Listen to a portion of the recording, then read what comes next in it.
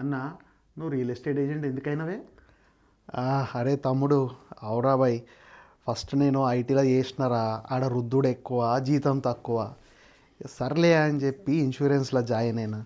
సచ్చినాక వచ్చే పైసలు మాకద్దని చెప్పి ఎవ్వడు జాయిన్ కాలే. సరేలే ఇక ఇట్లా కాదని చెప్పి ట్రావెల్ ఏజెంట్ అయిదామని అది ట్రై చేసిన. అది కాగానే కోవిడ్ వచ్చింది, బిజినెస్ పోయింది. సరే ఇక ఇట్లా కాదని చెప్పి ఆలోచిస్తే ఇక మా ఊర్లో వెంకటన్న కూడా ఉంటుండే. ఆడు చదువులేక గాలికి తిరుగుతా సంకనాగిపోతాడు అనుకుంటే రియల్ ఎస్టేట్లో మస్తు గమాయించిండు. ఆడు నాకు ఇన్స్పిరేషన్. ఇక సరే అని చెప్పి మనం రియల్ ఎస్టేట్లో దిగినాం. అవునా అన్న, నువ్వు సూపర్ అన్న.